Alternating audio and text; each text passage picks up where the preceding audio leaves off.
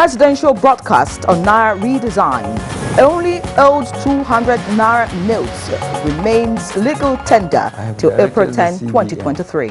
To ensure that our citizens enjoy easy access to cash withdrawal through availability of appropriate amount of currency.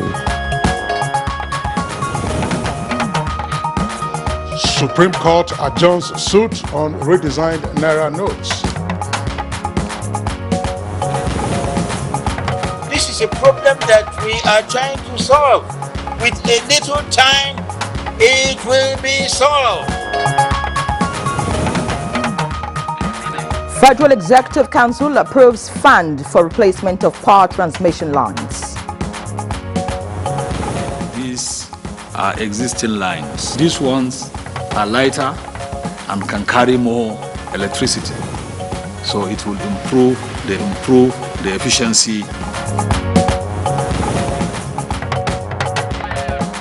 On Good Morning Nigeria today, we shall review President Muhammadu Buhari's broadcast, plus the presidential campaign of the Young Progressives Party, YPP.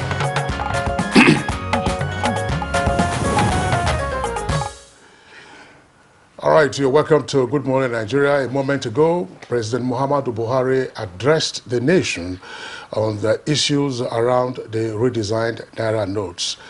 The president, of course, touched on a number of issues and went back to explain the rationale for the redesigned Naira notes that, of course, had been causing quite some issues lately. Very true, Kingsley, and from what the president just said in that broadcast you watched on the network service of the NTA, only the old 200 Naira note remains legal tender till April 10, 2023, and it would be used alongside the redesigned 200 Naira note, 500 and 1,000 Naira note. But as for the old 500 Naira and 1,000 Naira notes, Kingsley, the president said, well, the legal tender status has expired. Exactly. That's what it says. But we also remember that 100 Naira notes remain legal tender, 50 Naira, 20 Naira, 10 Naira, and 5 Naira. So let's take it back again. 5 Naira, 10 Naira, 20 Naira, 50 Naira, 100 Naira remain legal tender. As well as the coins. As well as the coins, of course, if you can find them. That's right, Yeri. And just by the way, also, just to remind ourselves about the president's key points, he has directed the CBN to re-release the old 200 Naira notes to run concurrently with the redesigned new 200 Naira notes. The old 500 Naira notes and 1,000 Naira notes have been withdrawn, therefore, from circulation. And if you still have the old 500 Naira notes and 1,000 Naira notes, the only way you can return them now is through the CBN. And I hear that there's a procedure that should be followed as regards that. And we expect that Nigerians will abide by this, and there'll be some calm and sanity in the country. In terms of monetary policy management, the president did highlight the fact that before the commencement of what is now generally referred to as the Naira swap policy, the country had some 2.7 trillion Naira outside of the banking system, over which the central bank had no full control in order to enunciate and manage the country's monetary policy. But since the commencement of the withdrawal of the 200, 500, and 1,000 Naira notes, we now have back into the kitty of the central bank at least 2.1 trillion Naira. So you still have about 600 billion Naira out there. So for those who have 500 Naira and 1,000 Naira old notes, take it to the central bank, and the central bank has, of course, indicated a procedure for redeeming the value of those notes. There's a portal, you complete a form, and I'm sure that those who have the monies will know what to do when they do get to the central bank, or as the president also said in the broadcast, through designated points by the Central Bank of Nigeria. Well said, Kingsley, and I'm sure that this presidential broadcast would, of course, put to rest some of the issues that we have been having as regards the redesigning of the Naira notes. And then to our next topic of discussion on Good Morning Nigeria today, I'm sure you're aware that the general elections is now just 9 days away, with the electorate set for the polls to elect the next president of the country alongside members of the National Assembly that will be representing them in the 10th Assembly. Now, from city to city, constituencies and senatorial districts, as well as from state to state, different political parties are intensely wooing the electorate. And the frenzy of the campaigns is expected, of course, to continue with just barely a week now to voting. In fact, by tomorrow, we just have 1 week to the conclusion of campaigns, because 24 hours before voting, all campaigns cease. And the Young Progressives Party is one of the registered political parties in Nigeria that is vying for the top seat and other elective positions across the states. Prince Malik Ado Ibrahim is a presidential candidate of the Young Progressives Party. Well, Prince Malik is the founder of Reset Nigeria Initiative, a movement designed to advance the frontiers of governance in Nigeria. His manifesto, titled Reset Nigeria Project 2023, A New Beginning, indicates that the candidate is resting his campaign on the 3 cardinals of power, security, and economy. Yeri? And yes, looking at the manifesto critically, it also says that his mission is to lead Nigeria into the 4th industrial revolution and bring Nigeria into the digital age.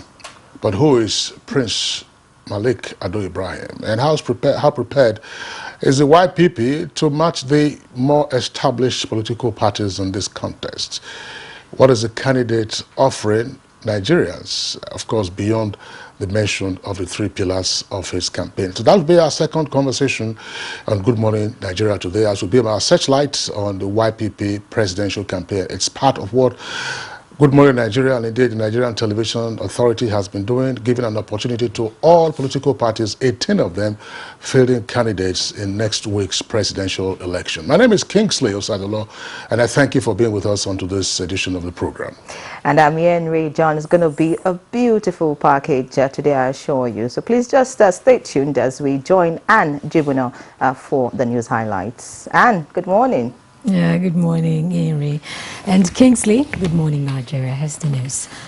The Central Bank of Nigeria has been directed to release the old 200 Naira notes back into circulation as legal tender, with the new Naira banknotes for 60 days beginning from February 10th to April 10th this year. President Buhari, who gave the directive in a national broadcast on the state of the nation, said the Apex Bank should also ensure that the new Naira notes become more available and accessible to citizens through the banks. I have directed the CBN to deploy all legitimate resources and legal means to ensure that our citizens enjoy easy access to cash withdrawal through availability of appropriate amount of currency and the ability to make deposits. I have similarly directed the CBN should intensify collaboration with anti-corruption agencies so as to ensure that any institution or persons found to have impeded or sabotaged the implementation should be made to bear the full weight of the law. The Supreme Court of Nigeria has adjourned hearing in the suit instituted by states against the federal government on the new monetary policy to Wednesday, 22nd February 2023.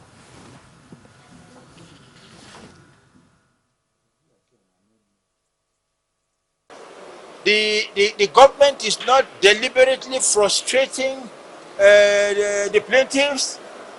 This is a problem that we are trying to solve. To the fact that the old notes and the new notes, all of them are legal tenders in Nigeria.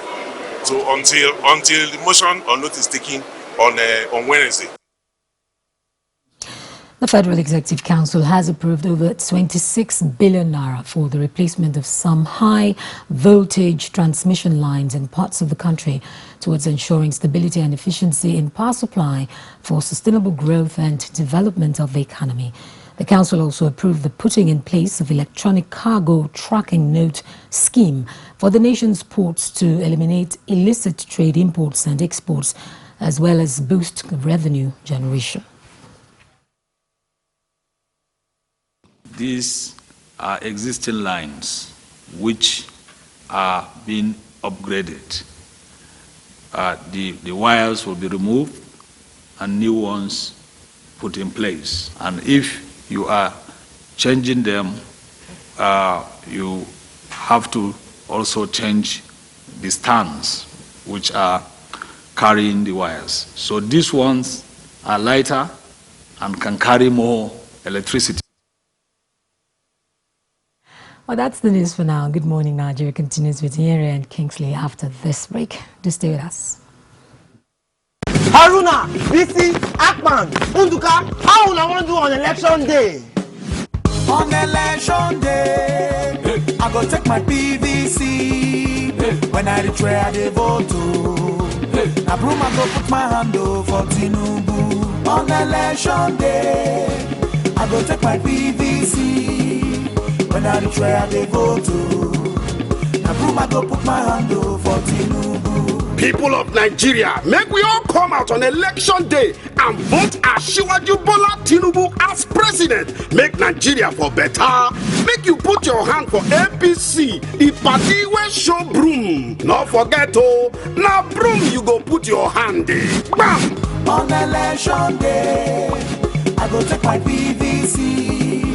When I retire, I vote. I go put my hand over Tinubu. This is to invite the 67 newly approved licensees to come to the headquarters of the National Broadcasting Commission (NBC) at number 20 Ibrahim Taiwo Street, Asokoro, Abuja, for the collection of their provisional approvals. Date Friday, 17 February 2023. Venue NBC Boardroom. Time 10 a.m. The successful licensees should come with a valid means of identification. Announcer Balarabe Shehu Ilela, Director General NBC. Today, we're here to tell you that while we may not be there yet, our military and other security agencies have succeeded and are succeeding in substantially restoring security across the nation. As far as the daunting security challenges we face are concerned, we can tell you that the worst is over. And never again will terrorists and bandits and their cohorts hold sway in our country. This message is brought to you from the Federal Ministry of Information and Culture. As the 2023 elections draw near, remember, evil prospers when good men and women only wish for peace, but never take a step to make peaceful elections happen. Are you a father? Are you a mother? What are you saying to your children as elections approach? Have you warned them not to let themselves be used to cause violence? Have you explained to them what the consequences of electoral violence might be? Do your part to make peaceful elections happen. Talk to your children. Protect them from unscrupulous politicians who want to put them in harm's way, while their own children are comfortable at home, within and outside the country. Let's join hands to make 2023 elections peaceful. This message is from the National Orientation Agency, NOAA.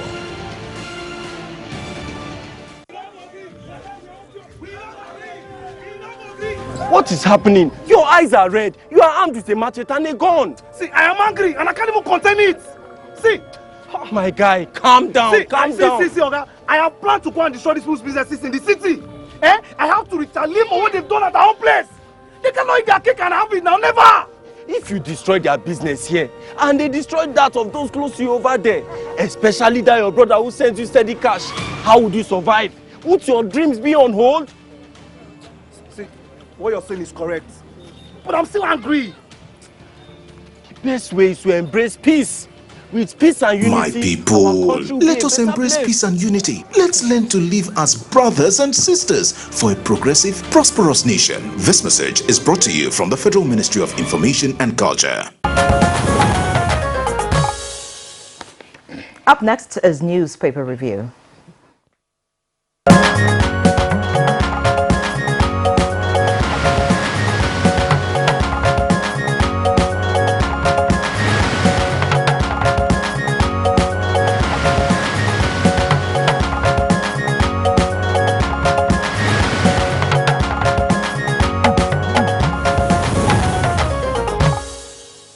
Our newspaper reviewer, Chukwudi Okolie-Ugbaja, is right here with us in the studios. Chukwudi, good morning and welcome to the program. Good morning, Kingsley. Good morning, Yeri. Good morning, Chukwudi. Good to see you. Same here.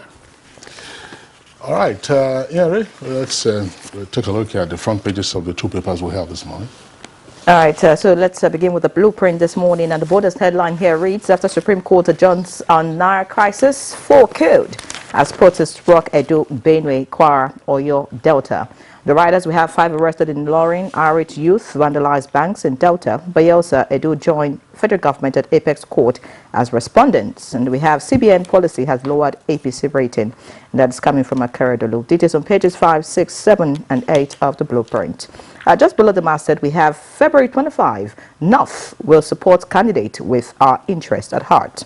And the writer says slams candidates over religious, ethnic-based campaigns. Away from that, we have a picture story here that shows the situation in the country as it yesterday, just because of the redesigned Naira notes. And away from that picture story, below that, we have court remands killers of ex-CBN staff, family members in prison. We also have right here, Nigeria's inflation hits 21.82% amid cash crunch. We have Zamfara expels NGOs for fueling insecurity. Finally, from the blueprint this morning, we have Anambra, that's the kicker. Police rescue 15 abducted core members. So that's it from the blueprint. Other details you can find in the newspaper. Okay, very quickly also, we'll take a look at the leadership and above the nameplate, following headlines. 3 years after dethronement, Sanusi storms Kano. And that's on page 18. I just read the story. He didn't storm Kano. He didn't storm Kano, but the headline is saying he stormed Kano. He was on his way to Jigawa, and according to him, because of bad weather, he couldn't land at the airport in Jigawa, and so stopped over in Kano. And when he landed, he decided to visit his mother, who is still in Kano, and also pointed out that there is a court judgment that guarantees, restates, that reinforces his right to be anywhere around the country at any time. But no incident was reported as a result of his visit. Atiku in Jigawa promises to invest in agriculture and commerce.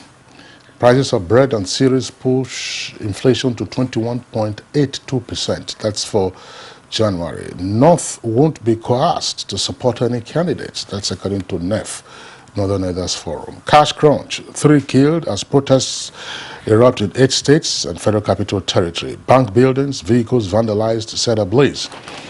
President Muhammadu Buhari to address nation today, he just did that. The Supreme Court retains order suspending Naira swap deadline. CBN issues guidelines for depositing old notes, passengers stranded at railway stations. Court orders Evans, that is the kingpin of kidnappers, to refund 233,000 euros ransom. JAMB extends 2023 UTME registration to February 22nd. And President Buhari meets Tinubu in presidential villa. Chukwudi. Kingsley, quickly, I am looking forward to listening to the extensive conversation you're going to have with our guests out there. So let me quickly say that the president's speech, broadcast, highly expected and delivered as expected, is something that we should acknowledge properly. He says 2.1 trillion naira, which is of the 2.7 trillion naira outside of the banking system has been successfully retrieved. There has been strengthening of microeconomic indices for better management of monetary policy by the action that was embarked on by the CBN. Excuse me. Lowering of inflation has happened again from the action of the CBN. and the exchange rate has been positively affected. There's efficient enforcement of government's anti-laundering efforts. Now, I am reading this out so that people would know that this is not something that was done just for the heck of it. There are real reasons. I mean, how could you imagine that 2.7 trillion naira was not going through the banking system? How do you calculate inflation and the rest of it? I think we should applaud what the president has done. I'm releasing 200 naira note back into circulation. There's a 60-day window. That's from February 10 to April 10. It's something we should acknowledge. You know, leadership is not about being populist all the time.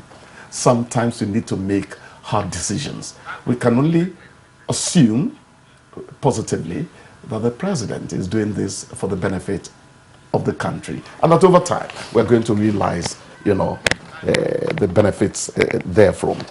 The violence spreading across the country, just in line with his plea, let people calm down. No thing that troubles you lasts forever. No, nothing of the sort. So patience and perseverance would see us through. That's where I stop it. Okay, Chukwudi, thanks a lot. As we already have the topic slated for part of our conversation today, Yes. and Nyere and I spoke to aspects of the president's broadcast timely because of the many issues that have cropped up on account of the challenges, the tailpiece of the enforcement or implementation of the Naira swap policy. Just one point to re-emphasize about the protests and demonstrations. Let's look at it this way. People in some parts are frustrated. Then we had seen some drama playing out, people stripping themselves naked in the banking halls, challenges with the ATMs. Now, those who have gone ahead to attack and destroy banks, you don't expect those bank branches to reopen anytime soon. In other words, you have shut any bank that you attack, you have effectively shut that outlet for any banking transaction in the meantime. Because those who work there, they will fear for their lives. And the owners of the bank or the management of the bank will also be concerned about the continuing safety of operations from that branch. Yes. And then they will also have to take stock of the damage that has resulted and then fix things. So any ATM you destroy, you damage, that ATM is out of commission. And so it means one less ATM available for transaction. Any bank you also attack, it means it is, because some banks have, because on account of threats and so on and so forth, they reduced the hours of operation or the levels of operation. So yes, when you put banking staff, and they are human beings like the rest of us, on that threat, then you make it more difficult for the banks to continue to open. So assuming the CBN today were to reflood the entire banking system with the same 2.7 trillion naira, at how many outlets are you going to get this? So I think that is very important. And then assuming also that these protests and demonstrations are orchestrated as they would appear to be. Look, ask any reasonable person, if you are a parent, advise your children. What is wrong with a child who says, look, I'm going to storm the central bank branch in Benin or in Akure or elsewhere, and you know these are heavily fortified locations, and you expect the law enforcement officers to allow you overrun them? Follow their arms. Look, when you say 3 kids, as we are speaking now, there are families that are in mourning. Hey, as we say, Benin, not my child, it's. And many are hospitalized precisely at the moment. So, well, I think this advice is timely, and it's important that, you know, and it made a strong case for the thing becoming a boomerang at the end of the day. Oh, well, I agree. It's a good advice to citizens. You know, we need to maintain law and order and, you know, be civil. It's also important to advise bank staff. A lot of people are under pressure. So they should find and, you know, I mean, just reorientate their staff on how they should talk to customers when they come into the banks. Matters.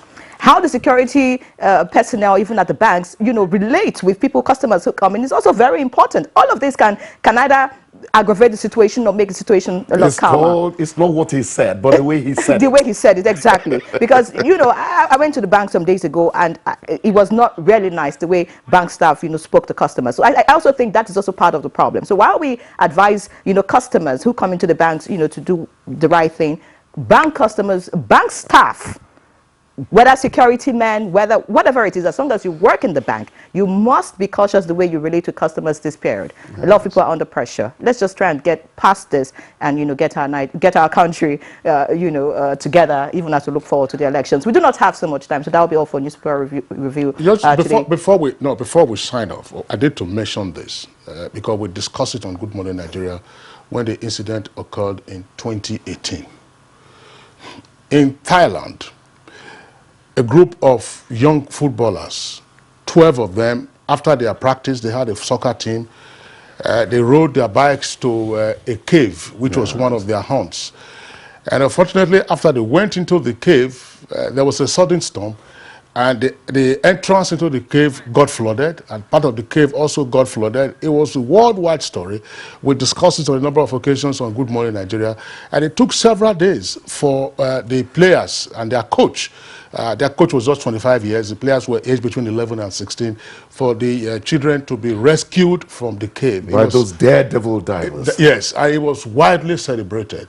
Unfortunately, the captain of that team, who turned 13 while they were inside the cave, died this week in England, where he was attending a soccer academy. All of a sudden. He was 17 years old. May his soul rest in peace. And we grieve with the family and his teammates, of course, who are still in Thailand. I'll miss his pleasant smile. Yes. All right, Chukudi, thank you so much for joining us on Newspaper Review today. By the way, I like your red cap. Thank you. So that's it. I thought nobody would notice. We'll continue the conversation on Good Morning Nigeria in a bit. Please stay with us. Candidates who are interested in gaining admission into NTA Television College JOS for the 2022-2023 two-year National Innovation Diploma Program are to apply for admission through the Joint Admissions and Matriculation Board JAMB. Courses available at the college include Film and Television Production, Broadcast Journalism, and Television Engineering Technology.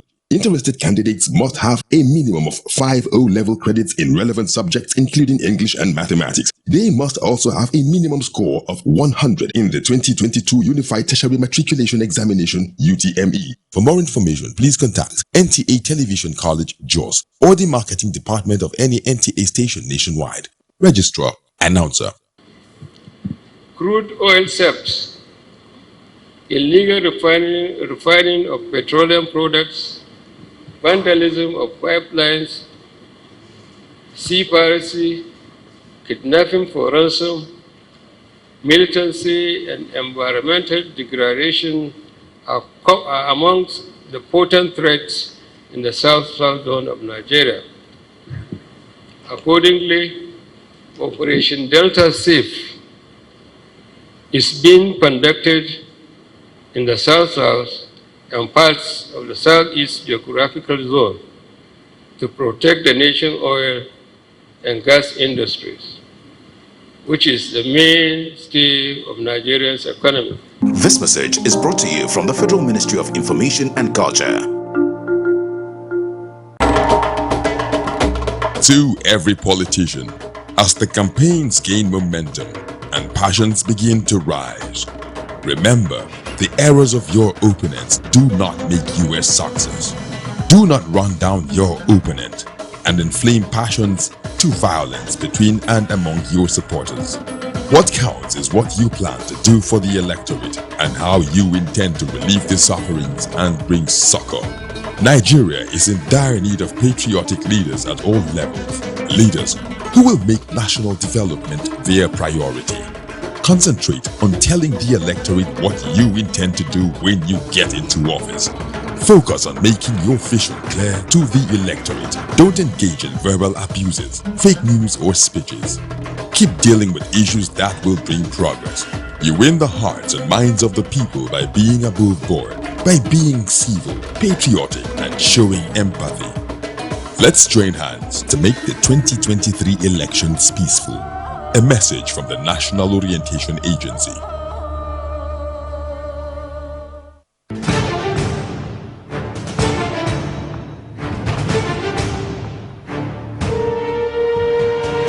Finally, the hero of Nigeria's democracy has arrived. He shall usher us into a new phase of development, peace, and prosperity. He is the father of the new Nigeria, His Excellency President Muhammadu Buhari, GCFR. Welcome to another season of giving Nigerians hope yet again. We are sure of a great future for both ourselves and generations yet unborn. We look forward to your leading us as a nation into our manifest destiny. Though the challenges against us as a people are many, we know that your leadership shall set us on the right path to our greatness. A new dawn beckons on us all, and having you as our president is a precursor to this. Thank you for believing in Nigeria. This message is from the Nigerian Television Authority, NTA. The Council of Our Fathers. I believe we have fought one civil war too many in this country. So those who experience it will run away from it. Nigerian youths, let's build our nation together.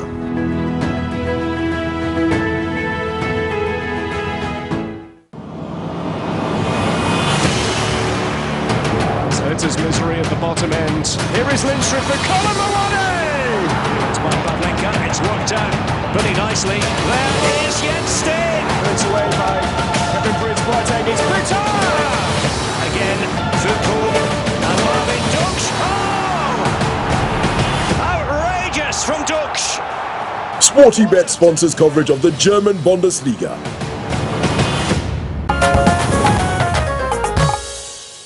Welcome back. This is Good Morning Nigeria live on the network service of the NTA. And joining us now to review the President's State of the Nation broadcast, which aired this morning, is Honorable Ahmed Sajo, the former Commissioner for Information and Strategy, Adamawa State, and is also a public affairs analyst. You're welcome to our studio. Thank you very much. Thank you. I'm so grateful to be here. We also have the Director of Special Duties and State Operations of the NOA with us. We welcome to the studio, David Akoji. Thank you for joining us. Thank you so much for having me. All right. Let's begin by congratulating David Akoji, who, of course, is a regular, as it were, on Good Morning Nigeria on his elevation to the rank of Director at the National Orientation Agency, where he's in charge of special duties and state operations. Dave, congratulations. Thank you so much, Kings. As we Congrats, say, my brother. I appreciate you. As we say in Nigeria, we shall wash it. Very well. And when we are going to wash it, it will be with, let's make it within the 60-day window the president has provided. Mm-hmm. So it will be with the old 200 naira notes, but more of the redesigned 500. And when you pay for this congratulatory message, which you just delivered now to the NTA, it should be in 200 naira. Yeah, 200, sorry, readily available and easily transmissible. Gentlemen, very quickly, the president, of course, has addressed the nation. He did that about 45 minutes ago, and the highlights we have indicated. But let's contextualize the president's address to the nation, beginning with David Akoji. I think the president's address this morning was quite timely. I think it also tackled a lot of the misgivings that Nigerians were beginning to have about the policy. It's important to note that even for those who are ardent critics of the policy, there's a widespread agreement that the policy is necessary because of its objectives, prime among which is to tackle the huge sums of cash that is outside the banking system, which in itself is a source of security threat to our economy, where the CBN has absolutely no control, absolutely no control over nearly 1.7 trillion, outside of the banking system. The policy had unintended consequences, and the president addressed that, identifying with the sufferings that Nigerians are going through as a result of those unintended consequences. One thing that I find very gratifying in that speech is the fact that the president is urging the anti-corruption agencies to go after those who deliberately sabotaged the implementation of these policies and make sure that they bear the full weight of the law. Now, this is extremely important going forward. People should pay for such infractions. A policy that had such noble objectives was sabotaged and misdirected in such a way that it became a source of severe pain to ordinary Nigerians on the street. And this was done in collusion with institutions and individuals operating in key aspects of our national economy. Some banks, hoarding the cash, some banks carrying it in bulk to high net worth individuals, and preventing ordinary Nigerians from having access, to these funds for their day-to-day transactions. The president enlightened Nigerians on what's going on and why it is happening. I also like the fact that he urged the CBN to upscale citizens' awareness, I'm sure in collaboration with the National Orientation Agency. We have worked with them, at some point when the matter became sub judice, and in courts, it became difficult for National Orientation Agency to continue to speak on it, So we had to wait.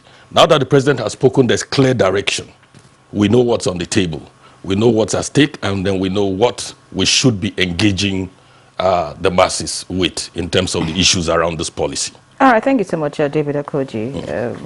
I'm sure that Ahmed Sajo also watched the broadcast, and you have an assessment of what the president said this morning. Considering the fact that this policy has led to the death of certain people in this country, some people have lost their babies. I hear that some pregnant women, had issues and all of that because of not having access to cash. And the president has spoken this morning. Do you think this will, impact on the situation positively, or was still going to remain at the level we were before the broadcast this morning? Yeah, I like my brother said, let me say the broadcast is timely because the polity was getting too overheated, and we needed something to douse the tension and probably have us return back to our senses. But he has spoken about so many of the good things that were said in the broadcast, or things that are positive. But there are gaps in the broadcast. There are things we expected that are not in the broadcast. And I must tell you that you're talking about somebody sabotaging the implementation. My opinion is that the implementation was sabotaged ab initio, even before the system was conceived. There is nowhere in the world that I know that the process of redesigning the currency and changing it had gone. I've studied so many reports on this from across some countries. There's nowhere it has gone beyond, less than 6 months. The minimum period we're expecting these things to happen was that the two currencies should run for a period of minimum of six months or more. So for it to have come so abruptly as it did, it's in itself, a recipe for the kind of things that we are facing. Secondly, we were just thinking about the policy, all the good things the president said. So many people who are unbanked will be banked. So many, a lot of cashless transactions will check, demands for ransom and all that. Yeah, that's fantastic. But have we considered that a lot of people are unbanked because there are no banks in their localities, and the nearest banks are so far away that you cannot carry money to those banks? It becomes a difficult thing for us. Have we addressed the issue of availability of banking services within communities? That's one. Two, we're talking about cashless policy. Where is the backbone? Have we considered the backbone for a cashless policy? Internet availability, internet penetration. About 2-3 days ago, MTN went down for about 5 hours, and whoever uses MTN as his platform and a gateway for cashless transaction was stranded within those periods. Have we considered all this? So the implementation process, and then again the public enlightenment. The public enlightenment as to the implementation process leaves much to be desired. Yes, my brother and the agency have been doing their best, but the central bank should have deployed more resources to enlighten people further before the implementation of the policy. So many things about the implementation. And then there is also a negative I have observed. And it's consistent. And I saw it even in the speech. And I cringed, you know. Yes, some people may be sabotaging it. But if we continue to demonize the bankers as a group of professionals, we're putting them at risk. We're putting them at risk. If politicians and bankers have been demonized as a result of the sufferings people are suffering, are facing in the communities. But there are many other, you know, ways we could address it. Catch one person, use him as an example. Let it be seen that you are transparent about saying A and B and C. I mean, has the central bank ever given us the amount of money they have given each banks to distribute? You go to ATMs are empty. You go to the over-the-counter, you don't get cash. How much was given to each of the banks to distribute to the citizens? What happened to this money? If the bank officials are diverting it, is that information that should be in the public space? That's the point. No, it shouldn't be. Let's be realistic. Why? It's not part of banking practice. Implications. It's not part of banking practice to say that Nyeri is at. Okay, we know all the banks. Zenith, the Zenith today you got 1 billion. You are with Access Bank, you got 1.2 billion. That's not information that should be of public. It has never been so. It's never been so. But then why are you now blaming them for not distributing cash that you have not told people you have given them? No. Hang on, Ahmed Sajo, thanks a lot for the points that you have raised. The president did say, I don't think the president was demonizing bankers. It's been out there also in the public domain that some of the bankers or some of the banking staff have not behaved well. They have had very poor customer relations. And it's also the case that Nigerians, we've discussed this on Good Morning Nigeria on a number of occasions, that Nigerians, when monies were loaded into the ATMs, a single customer will go there with multiple cards and begin to withdraw. If the limit was say 10,000, a person will go there with five or more cards, try to withdraw, and then the banking staff now started coming out with their securities staff to say that, look, you make only one transaction, you get off the queue. That's what. But we talk about enlightenment. Again, reference to the conversations we've had on this program. Why did it appear that everybody waited until January to start crying that, oh, this policy is not going to work, it's going to affect us, it's going to affect us? Did the governments think about the welfare and consideration of their citizens or residents to say, this is what you should do, this is what is forthcoming, so get on with this? I want to give you an example, and Coach, I would like you to also respond to this. In the course of our discussion of this program, our correspondent from Maiduguri, everybody knows what Borno has been through with over a decade or more. He told us the steps that the governor himself had taken along with the banks and the central bank to ensure enlightenment, to ensure in some of those hard-to-reach areas, places where people are displaced and so on and so forth. Have you heard much cries from Borno? Akoji. The public enlightenment that National Orientation Agency did in Borno was massive and extensive. You understand? Our officers in Borno visited the Shehu, of Borno, alongside other traditional rulers. They went to churches and mosques. We have pictures and videos as evidence to show about this, to create enlightenment, to alert the public as to what is coming and what they needed to do, with their old currency so as not to be caught up in this situation that we find ourselves today.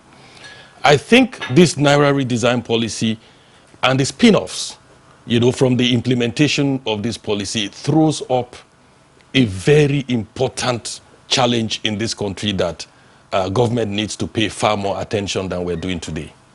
In the three factors of labor, land, capital, and labor, three factors of production, the human factor is extremely important.